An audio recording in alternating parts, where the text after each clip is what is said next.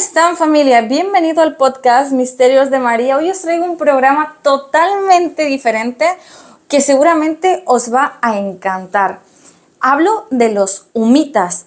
Existen 5 libros los cuales fueron entregados a diferentes personas de España y resulta de que en una reunión cada uno de ellos se reunieron y dieron a conocer la existencia de cada tomo de este libro. Por lo que decidieron pues juntarlos y entregárselos a los que ellos, los humitas, habían asignado como persona que podía tenerlo y de ahí distribuirlo. Pues resulta de que esa persona llegó a una conferencia, la cual dio Marcelo en diciembre del 2018, y ahí fue cuando recibió las 5 tomas de los libros de los humitas. Cada uno de ellos trata sobre cómo ellos llegaron aquí, quiénes son ellos, las naves, su vestimenta, lo que comen, cómo viven en su planeta. Pero hoy me voy a enfocar a uno de los que para mí es uno de los más llamativos, y es el tomo 3. Ese tomo, como podéis ver en la portada, habla sobre lo prohibido, sobre la historia prohibida. Es sumamente interesante el cómo ellos llegaron a contactar con este planeta y cómo pudieron llegar a él y formar parte de él. Y lo más curioso, pasar desapercibidos. Hoy os voy a traer un pequeño fragmento de este libro. Si queréis más, me lo dejáis abajo en los comentarios y ya hacemos el próximo viernes un vídeo dedicado exclusivamente a una parte de la historia prohibida de los humitas. Bienvenido al nuevo sol.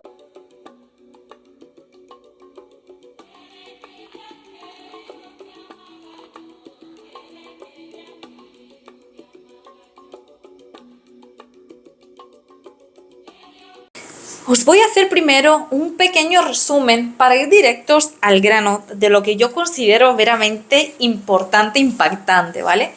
Los primeros humitas llegaron a lo que sería nuestro sistema solar, a Neptuno y a Marte. Desde ahí pudieron observar de que se encontraba una radiación bastante importante, pero sin vida, en la cual pues apreciaron de que era el Sol. Y de ahí fueron directamente al planeta Tierra, lo cual pudieron observar que existía una civilización, existía vida en ella, existía lo que serían los árboles, existía el agua y por lo tanto determinaron que existía una vida humana. Los primeros lugares que visitaron fueron las islas de Bahamas y a Suiza.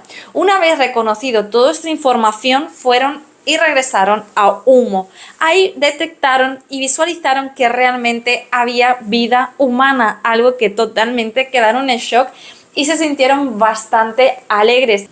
Cojan lápiz y papel que empieza la enseñanza. Bienvenido a los humitas.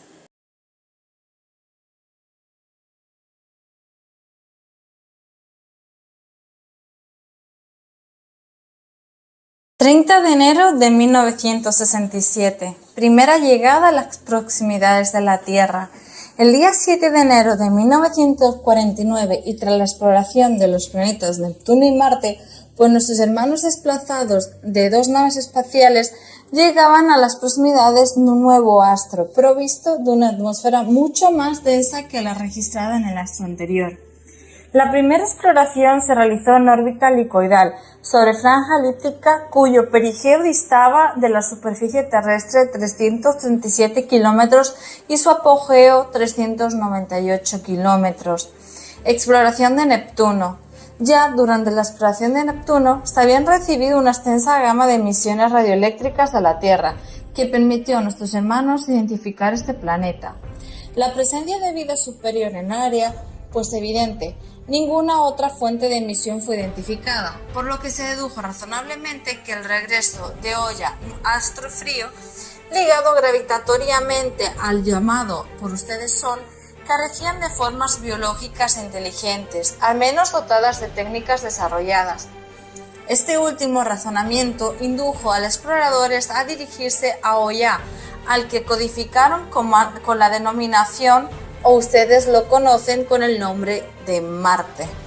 Exploración del planeta Marte. En este primer examen realizado a una distancia de 290 km, serían 25.926 kilómetros, y una KOA equivale a 8,7 kilómetros aproximadamente. reveló la existencia de una atmósfera lo suficientemente densa como para permitir el desarrollo exterior de seres pluricelulares complejos. Las huellas de múltiples impactos de meteoritos y las estructuras cristalinas del suelo comprobaba con nuestros instrumentos de sondeo a distancia revelaron la ausencia de una vida bacteriológicamente activa productora de descomposición de ese suelo, al menos en las pequeñas zonas exploradas. Posteriormente hemos descubierto este OIA no solo forma proteicas y aminoácidos, sino seres unicelulares y pluricelulares vegetales sencillos. No tardarán ustedes en comprobarlo. Examen y exploración de la Tierra. El programa estricto de examen sobre OIA habitado empezó a ser puesto en aplicación. Ante todo, la racionalización de medidas para la evasión en caso de ataque. Ello obligaba a mantener una altísima velocidad de traslación que dificultaba la precisión de las observaciones. Parecía evidente que el astro cuadrado registrado por nuestro humo era precisamente el que estábamos analizando. Me expreso en plural refiriéndome a mis hermanos, puesto que yo personalmente me encontraba en humo. Primer examen de la corteza terrestre por los humitas. Los cúmulos nubosos abundantes en aquella fecha en el continente americano y sudasiático no impidieron, por supuesto, observar con nitidez la túpida red de comunicaciones, identificadas luego como pistas de vía férrea, pese a que en un error previo pareció identificarlas como canalizaciones tubulares. Ello permitió evaluar en una primera estimación el grado de civilización técnica de ustedes. Nosotros no contamos hace tiempo con una red de calzada. La primera aeronave de ustedes fue detectada en las proximidades de un archipiélago que luego hemos identificado como las Islas Bahamas. La imagen fue ampliada en el laboratorio de a bordo y analizadas sus características morfológicas. Este fue el primer dato indicativo del nivel tecnológico que pudimos obtener. Durante los 86 UI que duró el análisis, se llegó a descender a una altura de 0,62 km, 53,94 kilómetros, sobre una zona identificada posteriormente como sudoeste de la República Helvética, Suiza. Se captaron imágenes del núcleo urbano e industriales, así como puntos de convergencia de vías férreas, concentraciones de flora, bosques, plantaciones estructurales flotantes sobre el océano Atlántico y fragmentos de corrientes fluviales, así como múltiples muestras de gas atmosférico a distintos niveles de altitud. Primera imagen de un humano obtenida en esta exploración. Todavía conservamos como curiosidad histórica la imagen obtenida de una de las calles de la población de Montreux, Suiza, en la que se aprecian los primeros individuos humanos captados por nuestros equipos. La facción borrosa no impide, sin embargo, analizar los rasgos físicos y fisiológicos fundamentales y la morfología del vestuario. Fue imposible en aquellas fechas ampliar el intervalo de exploración si se deseaba regresar a nuestro humo, antes que las condiciones isodonímicas del espacio retornasen a una fase desfavorable. Ni una sola vez nuestra OIA, o sea, nuestra nave, tomó contacto con la corteza terrestre. Análisis en humo de las muestras recogidas en tierra. El impacto que produjo en nuestra sociedad la noticia de haberse identificada la civilización de Oiawa, planeta de ustedes, fue verdaderamente emocionante. Nuestros técnicos se apresuraron inmediatamente al examen cuidadoso de los datos objetivos obtenidos, muestras de aire, imágenes ópticas, fenómenos captados por vía radioeléctrica, así como las referencias objetivas de los hermanos componentes de esa primera expedición. Estudio hipotético sobre la estructura social y grado de civilización. Era preciso forjarnos con esos abundantes, pero sin duda insuficientes datos, una primera imagen, aunque distorsionada, presumiblemente de la estructura social y grado de civilización. Aquella primitiva concepción forjada por nosotros queda hoy muy lejos a la vista de nuestra actual perspectiva, mas deseo brindarles como simple curiosidad la idea que concebimos por aquel tiempo de cómo podía ser la civilización terrestre. Los errores fueron varios, pero sin embargo el esbozo realizado presentó numerosos puntos concominantes con la realidad. Estudio de las imágenes y sus vestidos. El primer término se disponían en 3 imágenes correspondientes a seres humanos.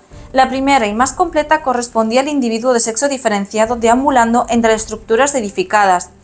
En análisis cuidadoso, aunque impedía discriminar los rasgos faciales, no ofrecía dudas de identificación sexual gracias a la localización de los senos femeninos en algunas figuras. Era imposible, sin embargo, determinar pequeños detalles en el vestuario. Descubrimos igualmente que las YE, mujeres en nuestra lengua, se caracterizaban por la abundancia pilosa craneal, aunque podría tratarse de algún tocado fibroso sobre la cabeza. Desgraciadamente, algunas imágenes de YE claramente diferenciadas por el busto se cubrían las piernas igual que los hombres, lo que introdujo polémicas acerca de la diferenciación de vestidos de ambos sexos. Este análisis era muy importante. Nuestros hermanos seleccionados para desplazarse hasta la Tierra deberían ir provistos de EUE, o sea, vestidos, similares a los terrestres para pasar desapercibidos. Desgraciadamente no fue posible determinar si la composición de los mismos. No supimos que se trataba de tejidos fibrosos hasta nuestra llegada, ni los más esenciales detalles de confección. Debate sobre la zona de descenso de los hermanos. Un segundo punto debatido se relacionaba con la zona más apta entre las exploradas para el descenso de nuestros hermanos. Por supuesto, debería tratarse de una zona despoblada, sin llegar a desértica, que impidiese a los expedicionarios todo contacto cauteloso con los habitantes. Esto visto desde la perspectiva de ustedes parecía muy sencillo, pues aparentemente basta con examinar la Ulaya, imágenes captadas, topográficamente y seleccionar un entorno geográfico semisalvaje. Mas nosotros ignorábamos si los hombres de tierra habitaban en colmenas subterráneas. No olviden que nosotros concentramos la población y las construcciones al aire libre, solo cuando se trata de lo que ustedes llaman plantas industriales. Mientras el resto vive disperso en Usnaz Shawi, viviendas emergente, que puede replegarse subterráneamente. Además, otros planetas habitados concentran los seres humanos en grandes colonias subterráneas. ¿Era este el caso de Oyawa, planeta Tierra? Intriga en torno a las chimeneas, toberas y cigarrillos. Las construcciones que hoy sabemos corresponden a viviendas, las identificamos al principio como fábricas, pero lo que nos intrigó sobremanera fueron las imágenes obtenidas de largos tubos verticales situados en todas esas construcciones. Las toberas ubicadas en los vehículos que lograron captar nuestras cámaras, todas ellas expelían vapores o aerosoles, humo de color oscuro. No pueden ustedes figurarse el asombro que nos causó algo que para ustedes es familiar: los pequeños cilindros en la boca de algunos humanos. El análisis espectral de los gases expelidos presentaban una fuerte dosis de óxido de carbono, alquitranes e hidrocarburos. Imaginamos entonces que los organismos fisiológicos de los terrestres no podrían tal vez vivir en una atmósfera de oxígeno y nitrógeno exenta de tales gases, por lo que necesitaban adicionarle ustedes al aire circulante para hacerlo lo más respirable. Eso nos llenó de inquietud, pensando las consecuencias que para nosotros podía acarrear tal clima artificial. Una vez llegados a la Tierra, como les relatamos después, corroboró aún más esta hipótesis: verles a ustedes con esos cilindros de tabaco que interpretábamos al principio como generadores de gas para la respiración, maravillándonos aún más al observar que los niños y otros individuos no lo portasen. Selección de la zona de descenso. Les decías que surgieron fuertes discrepancias entre los técnicos al tratar de seleccionar la zona terrestre donde habría de realizarse el descenso de los expedicionarios, pues nos arriesgábamos en el caso de elegir aparentemente la zona menos poblada a situarnos precisamente en el seno de concentraciones situadas en zonas subterráneas y ser detectados y quizá destruidos por ustedes. El estudio detallado de imágenes correspondientes a varias aeronaves nos ofreció un índice de nivel tecnológico de ustedes. Algunas presentaban aún tracción por hélices. Se examinaron cuidadosamente las soldaduras realizadas entre las chapas del metal. Aún ignoramos, sin embargo, que se trataba de aluminio aleado y las estructuras de algunos mecanismos auxiliares de los mismos. Dato de confusión: multiplicidad de lenguas. Hubo algo que nos hizo concebir una idea totalmente aberrada respecto a la red social terrestre. Se registraron varios centenares de emisiones electromagnéticas procedentes de varios puntos de este planeta, en una extensa gama de frecuencias. Por ello, pudimos apreciar con asombro la enorme multiplicidad lingüística. Y eso que al calificar nuestros especialistas el técnica acústica aquellas que presentaban homogeneidad en sus fonemas, identificaron en algún caso 2 o 3 integrándolas por error en una sola. Nos llamó la atención poderosamente que una gran parte de las emisiones captadas correspondientes a longitudes de onda motrices presentaban el mismo carácter del lenguaje binario: impulso corto, impulso largo, ya captado por nosotros en aquel primer mensaje.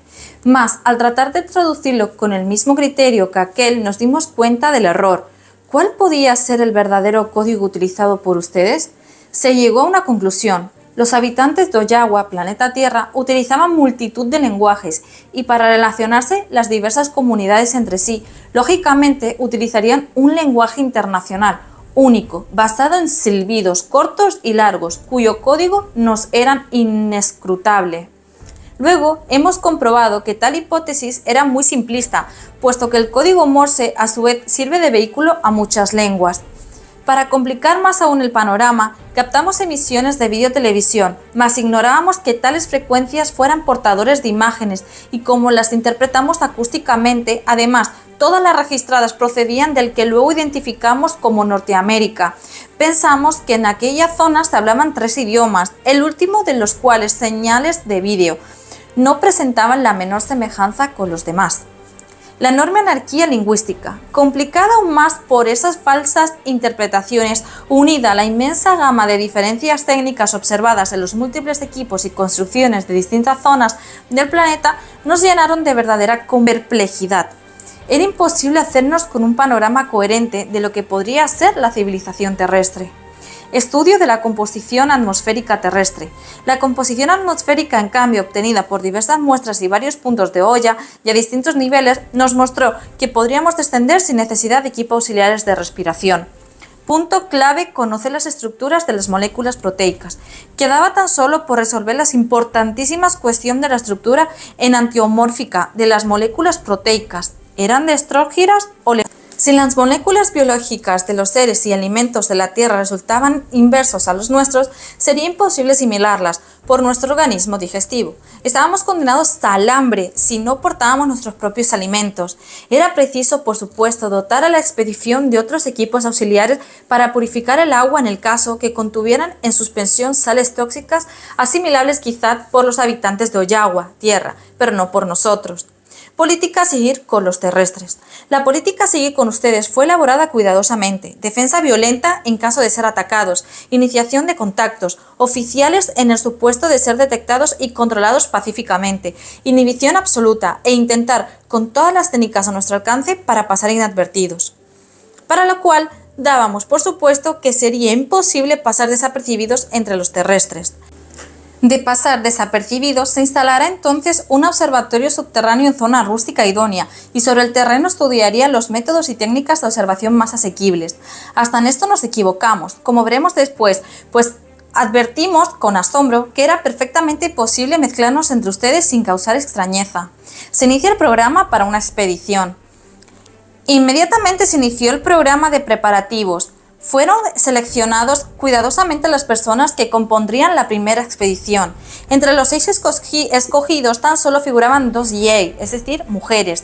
Todos ellos aprendieron largos fragmentos de distintos lenguajes captados, sin saber en absoluto su significado, tan solo para familiarizarse el ESOA subconsciente con las estructuras fónicas de los códigos de expresión acústica terrestre. Pudieron examinar todo el material informativo captado y se familiarizaron con las formas de múltiples vegetales, cuyas imágenes resultaban más nítidas entre los de flora terrestre avistadas. Pocos datos en verdad para un OEMI, que iban a enfrentarse a un mundo desconocido. Bueno, familia, hasta aquí llegó el programa de hoy. Si queréis saber las personas que formaron parte de este equipo, por favor, dejádmelo abajo saber, os voy a leer los comentarios y así seguimos leyendo un poquito más de la historia de los sumitas en el planeta Tierra. Muchas gracias, familia, por escucharme. Espero que les haya gustado mucho este programa. Si es así, dejadme un like y dejadme abajo si queréis que sigamos todos los viernes exponiendo una parte del fragmento del libro de los sumitas. No os olvidéis de suscribiros, de darle a la campanita, de compartir mi contenido y de suscribiros a lo que sería mi contenido. Muchas gracias, familia, por todo y nos vemos pronto. Bye bye.